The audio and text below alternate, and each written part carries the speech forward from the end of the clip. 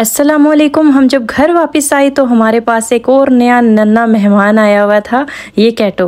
और माशाल्लाह बहुत प्यारी है। मैंने पिछले दिनों वीडियो बनाई थी, एक सिस्टर ने फिर मुझे कमेंट किया था बिल्ली के हवाले से कि क्या सिस्टर आपने रखी हुई हैं घर में। तो पहले भी थी हमारे घर में एक बिल्ली, पर्शियन ही थी, इसी तरह की थी, इससे ज़्यादा खूबसूरत थी वो, गोल्डन कलर के उसके बाल थे और बिल्ली बिल्ली आँखें थी। बिल्ली बिल्ली होती तो ये बिल्ली ही है, लेकिन अभी फिर रख ली है। तो खैर हमारे घर में तो नहीं है, ये नीचे से बच्चे लेके आए थे। तो यहाँ पे मैं खाना बना रही हूँ और बहुत ज़रूरी बातें आपके साथ शेयर करने लगी हूँ। जिन चीज़ों का आपके दिमाग में जो सवालात चल रहे थे ना, उन सभी के जवाब आज दूँगी। पिछला जितना भी टाइम हमने गुजारा, 2 महीने हमने जिस तरह से घर से बेघर होके गुजारे, ये मैं और मेरा अल्लाह जानता है। इंसान के गुमान में भी नहीं होता कि अगला आने वाला वक्त उसके लिए कितना ज़्यादा फ़ायदेमंद है या कितना तकलीफ़देह हो सकता है। हम हंसी खुशी रह रहे होते हैं, हमें ये भी नहीं पता होता कि हमारा आने वाला वक्त जो है वो हमारे साथ होगा भी या नहीं, यानी कि हम जिंदा भी होंगे या नहीं। घर से जितना भी टाइम मैंने घर से बाहर गुजारा, मैंने उस दौरान खुद काशिफ से बात करने की कोशिश की, क्योंकि मेरे साथ 3 बेटियां हैं और मैंने डे 1 से आप लोगों को बताया हुआ था कि मैं कभी भी नहीं चाहूँगी कि काशिफ या बच्चों का बाप जो है वो उनके सर से बच्चे मेरे महरूम हो जाएं। मुझे बहुत सारे लोगों के कमेंट्स आए कि सिद्रा आप बहुत ज़्यादा एकदम से कामयाब हुई और एकदम से आपने बहुत तरक्की हासिल की यूट्यूब पे। जब आपने अपनी फैमिली से इंट्रोड्यूस करवाया, अपने घर अपने बच्चे दिखाए, तो आपको लोगों की नज़र लग गई। इवन कि मैं अपनी सैलरी तक लोगों को बताती थी मुँह से कि मेरी इतनी इनकम आती है, लेकिन मैं इन बातों को नहीं मानती। हाँ ठीक है, नज़र बरहक है, लेकिन मेरी लाइफ में बहुत कुछ गुजरा है।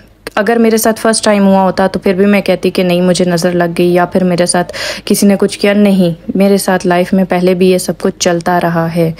लाइफ में फ़र्स्ट टाइम नहीं था कि मैं कहूँगी कि हम हंसते बसते थे तो यूँ हो गया। हाँ ये है कि बहुत लॉन्ग टाइम, हम पिछले अरसे 3 साल तकरीबन हम बहुत खुश रह रहे थे और बीच में काफ़ी अच्छा वक्त भी हमने देखा। यूट्यूब के बाद बहुत अच्छे हम खुश रह रहे थे। फिर बीच में क्या हुआ वो सारी चीज़ें आपके सामने हैं। अच्छा जी, यहाँ पर बहुत सारे लोगों ने मुझसे क्वेश्चन किए। जब मैं बेघर थी उस टाइम पे भी मुझे बहुत सारे क्वेश्चंस लोग कर रहे थे कि आप काशिफ से, बल्कि अपनी राय दे रहे थे। बहुत सारे लोगों ने कहा था कि सिद्रा आप काशिफ से कोई एग्रीमेंट करके जाना, इन लोगों पे ट्रस्ट नहीं करना, इन लोगों की बातों में नहीं आना। और मैंने ये भी कहा था कि मुझे मेरी जान का भी ख़तरा है। डेफिनेटली जब औरत के साथ इतना कुछ गुजरता है तो उसको अपनी जान जो है, अपनी ज़िंदगी जो है वो इनसिक्योर लगती है। लेकिन फिर भी मैं यहाँ आज मौजूद हूँ। उसकी वजह क्या है, मैं वजह भी आपको बताती हूँ और ये भी बताती हूँ कि मैंने काशिफ से क्या शर्तें रखवाई। देखिए जी, पहले तो मैंने बहुत कुछ सोचा कि मैंने कहा कि वाकई आप लोगों के कमेंट्स पढ़े कि सिद्रा कोई एग्रीमेंट करें, इन काशिफ से कोई शर्त रखवा लें या कोई ऐसी बात आप उससे श्योरिटी लें कि आप वहाँ जाएंगी तो आपके साथ ऐसा कुछ नहीं होगा और आप अपने घर वापस चली जाएँ। बहुत सारे लोगों के कॉमेंट्स पढ़ती थी, मैं अपना दिमाग बनाती थी, फिर मैं माइंड डिस्टर्ब हो जाता था टेंशनें परेशानियाँ देख के। फिर मैं वापस इसी बात पे आती थी कि मैंने अलग रहना है, अलग घर लेना है, चाहे मेरे साथ काशिफ रहें या ना रहें, मैंने अलग रहना है। लेकिन फिर बहुत लॉन्ग टाइम के बाद जब मुझे बहुत सारी सिस्टर्स ने, मेरी यूट्यूब की सिस्टर्स ने गाइड किया, उन्होंने कहा कि सिद्रा अपना घर, अपनी छत कुछ चंद लोगों की वजह से आप कभी भी मत छोड़ें। और सबसे बड़ी बात कि आपके साथ 3 बेटियां हैं तो इनको आप कभी भी अपने बाप के साए से महरूम मत करें। इस दौरान बीच में मेरी काशिफ से भी काफ़ी मुलाकात बातचीत चलती रही। मुलाकात तो सिर्फ 2 बार हुई थी, लेकिन बातचीत चलती रही। 2 से 3 बार मैंने उसे ख़ुद कॉल की, 3-4 बार बल्कि कॉल की, और हर बार मैंने उससे यही बात की कि आपकी बेटियां हैं, आप अपनी बेटियों की खातिर कुछ सोचें। लेकिन उसकी तरफ से कुछ रिस्पॉन्स नहीं मिला। डेफिनेटली जो हालात चल रहे हैं, कभी भी उसके घर वाले नहीं चाहेंगे कि वो अलग लेके हमें कहीं पे भी रखे। सिचुएशन ही सारी ऐसी है कि अगर कोई हमें खुश देख सकता तो क्या ही बात थी। तो पहली चीज़ ये कि मुझे बहुत सारे लोगों ने कहा कि सिद्रा कोई एग्रीमेंट करवा लें, कुछ करवा लें। देखें जी, पहले 12 साल मैंने जो अजियत और तकलीफ़ें काटी, डेफिनेटली बनता तो यही था कि कोई एग्रीमेंट होता। लेकिन मैं आपको बताऊं कि मैंने क्या एग्रीमेंट करवाया। मैं आपको बताती हूं कि जब मेरी लास्ट टाइम काशिफ से बात हुई, मैंने उसको सारी डिटेल, सारी बातें बताई। बहुत कुछ मेरे दिल में था, मैंने बहुत कुछ उसे कहा हुआ था कि ये भी करवाना है, वो भी करवाना है, ये भी होना चाहिए, वो भी होना चाहिए। क्योंकि देखा जाए ना तो अगर इतनी तकलीफ़, इतनी परेशानियां, इतना सब कुछ मेरे पे गुज़रा है तो वहाँ मुझे इन पे ट्रस्ट नहीं करना चाहिए था। मुझे बहुत सारे लोगों ने कहा था कि ज़रा ट्रस्ट मत कीजिएगा, अगर ट्रस्ट करेंगी भी अपनी बच्चियों की खातिर तो प्लीज़ अपनी ज़िंदगी को ऐसे मत छोड़िएगा, आपकी लाइफ में कुछ भी हो सकता है।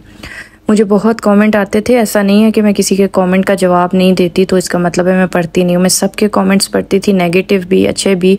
मैं आपको एक बात बताऊँ, माशाल्लाह से अल्लाह ताला ने मुझे इतनी इज़्ज़त यूट्यूब पे दी हुई है कि मेरी 90% जो ऑडियंस है वो मुझे बहुत सपोर्ट करती है, बहुत मुझसे मोहब्बत करती है। आप सबके कमेंट्स, आप सबकी राय मेरे लिए बहुत ज़्यादा अच्छी साबित हुई। मैंने आप सबकी राय, आप सबके कमेंट्स पढ़कर ही अपनी ज़िंदगी का फ़ैसला किया।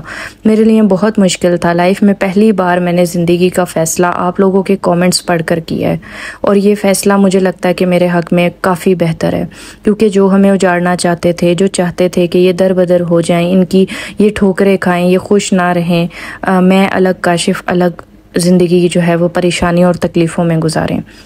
पहले भी यही कुछ होता रहा, हम बच्चों को लेके दर बदर होते थे। उसके अलावा काशिफ भी अपनी ज़िंदगी में सेट नहीं होता था, मतलब इसी तरह से वो भी परेशान, मैं भी परेशान, हम लोग अलग अलग रहते थे। और इसी तरह से कभी वो फैमिली की वजह से मेरे पे हाथ तक उठा लेता था, लेकिन जब वक्त गुज़रता गया आहिस्ता आहिस्ता तो शायद उसके दिमाग में भी ये चीज़ आई कि कब तक ये चलता रहेगा। बच्चे छोटे थे उस वक्त, अब तो बड़े होते जा रहे हैं। माशाल्लाह से महरमा भी अब 12 साल की होने वाली है। तो ज़िंदगी में कुछ ऐसे फ़ैसले होते हैं ना जिन्हें आपको बहुत सोच समझ के करना होता है। मैंने भी कुछ ऐसा ही फ़ैसला किया, क्योंकि देखें, जब मेरी बहुत गरीबी का वक्त था ना, उस वक्त मैं समझ लें कि मेरे पास कुछ भी नहीं होता था, इवन कि 1 रुपया भी मेरे पास नहीं होता था। मैं हर हालात में अल्लाह का शुक्र तो अदा करती ही थी, लेकिन मैं हर हालात में वक्त गुजार लिया करती थी। मुझे ये टेंशन नहीं होती थी कि मेरे पास कपड़े नहीं है, मेरे पास जूता नहीं है। लेकिन हाँ, जब मेरे बच्चे बड़े होते गए, उनकी ख्वाहिशें, उनकी चीज़ें जब मेरे सामने आती रहीं तो मुझे ये ख्याल आया कि मुझे अब कुछ करना है, मुझे अब चुप नहीं बैठना है, या मुझे अब अपने बच्चों की खातिर कुछ ना कुछ करना है। मुझे अपने हाथ पांव हिलाने हैं। मैंने अपने हाथ पांव हिलाने अपनी बच्चों की खातिर शुरू किए थे, क्योंकि पहले तो मैं सब कुछ बर्दाश्त कर रही थी। वो कहते हैं ना कि आप चटनी से भी रोटी खा लो, आप सब कुछ बर्दाश्त कर लो, लेकिन जब आपके बच्चे होते हैं ना आपके मुंह के सामने, तो आपसे फिर काफ़ी कुछ बर्दाश्त नहीं होता। बच्चे ऐसी जंजीर, ऐसी ताकत होते हैं ना माँ बाप के लिए कि आप बच्चों की खातिर बहुत बहुत बड़े बड़े पहाड़ भी सह जाते हैं। तो मेरे साथ भी कुछ इसी तरह हुआ। मेरे बच्चे जब बड़े होते गए, उनकी ख्वाहिशात, उनकी छोटी छोटी चीज़ों को लेकर मैं बहुत ज़्यादा पोसेसिव हो गई। मैंने सोचा कि मुझे हाथ पे हाथ रख कर नहीं बैठना चाहिए, मुझे अपने बच्चों के लिए कुछ करना है। मैंने आपको बताया कि मैंने पहले सिलाई सीखी हुई थी, मैं वो उस तरह से गुजारा करती थी, बच्चों की चीज़ें ख़रीदती थी। मैंने लाइफ में कभी भी अपने लिए कुछ नहीं खरीदा था। हाँ, अल्लाह का शुक्र है कि जब मैं यूट्यूब पे कामयाब हुई तो मैंने लाइफ में फ़र्स्ट टाइम अपने लिए कुछ नहीं, बहुत कुछ ख़रीदा, अपने बच्चों के लिए ख़रीदा। उसके अलावा काशिफ के लिए, इस घर के लिए भी बहुत बहुत चीज़ें सोच रखी थी और कर भी रही थी।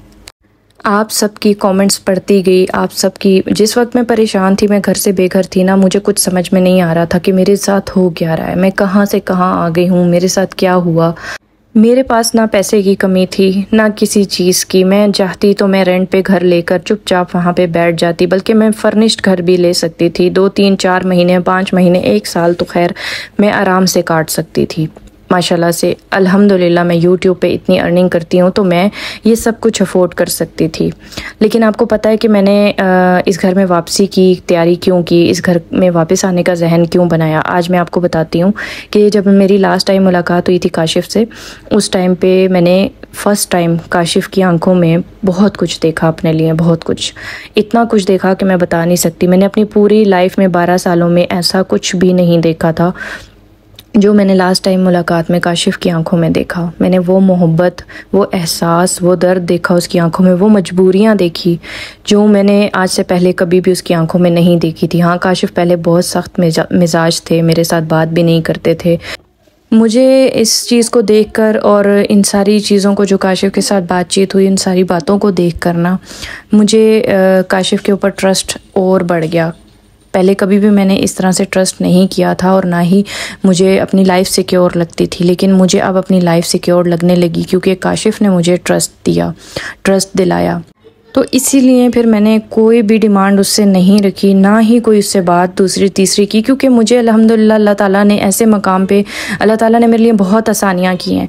अगर मैं नाशुक्री क्यों करूँ, अल्लाह ताला ने मेरे लिए बहुत आसानियाँ की हैं। मेरे सब्र का फल शायद अल्लाह ताला ने मुझे यूट्यूब की सूरत में दे दिया है, और अल्लाह ताला ने शायद मैं मज़ीद सब्र करूँ और बर्दाश्त करूँ तो शायद अल्लाह ताला मुझे इससे भी ज़्यादा आगे लेके जाएगा। लेकिन यही चीज़ें सोच के मैंने सारी चीज़ें छोड़ दी, सारी बातें छोड़ दी, सारे एग्रीमेंट सब कुछ छोड़ दिया। और सबसे बड़ा हाथ इसमें मेरे वालिद का भी है। मेरे अब्बू ने मुझे जो बातें समझाई, शायद मैं वो बातें अगर मैं ना सुनती और वो मुझे ना समझाते इस तरह से, जिस तरह से उन्होंने मुझे डील किया, बहुत अच्छे तरीके से, और बहुत ऐसी बातें उन्होंने मुझे की कि जो मेरे दिल पे गुजर गई, दिल पे उतर गई। तो मैंने उन्हीं बातों की वजह से सारी चीज़ें छोड़ दी, कोई एग्रीमेंट नहीं किया, काशिफ पे ट्रस्ट बनाया और काशिफ से बात करके फाइनली मैं अपने बच्चों को लेकर अपने घर आ गई। आप सब ने कमेंट्स में बोला कि सिद्रा आपके घर वालों को सैल्यूट है कि जिन्होंने आपको 3 बच्चों के साथ इतना सपोर्ट किया, इतने अरसा आप उनके पास रहीं। तो जी मेरे अब्बू, भाई और अम्मी, ये तो मेरे ऐसे रिश्ते हैं कि मैं पिछले 12 सालों में जब भी गई हूँ, मैं 3-3 महीने भी वहाँ पे रही हूँ, तो मुझे उनकी तरफ से सपोर्ट मिली है अल्हम्दुलिल्लाह। हाँ, अब्बू और भाई सम टाइम गलत बात पे गुस्से हो जाते हैं, लेकिन उन्होंने मुझे कभी भी इस तरह से बेआसरा नहीं छोड़ा, बहुत सपोर्ट की है। वाकई में उन्हें सैल्यूट है कि उन्होंने मुझे इस तरह से सपोर्ट की। तो आप लोगों की इस बारे में क्या राय है, क्या मैंने ये सही किया या गलत किया? एक बार फिर से मुझे कमेंट में अपनी राय का इजहार ज़रूर दीजिएगा, क्योंकि मैंने इस वक्त अल्लाह पे तवक्कल किया और उसके बाद मैंने काशिफ पे यकीन किया। अल्लाह ताला पे तवक्कल और अल्लाह ताला पे यकीन के बाद मैंने काशिफ पे एक बार लाइफ में फिर से ट्रस्ट करके देखा है, और इंशाल्लाह मुझे उम्मीद है कि मेरा ट्रस्ट नहीं टूटने वाला। तो इजाज़त दीजिए, इंशाल्लाह फिर से अच्छी सी मोटिवेशन के साथ हाजिर होंगी। दुआओं में याद रखिएगा। अल्लाह हाफिज़।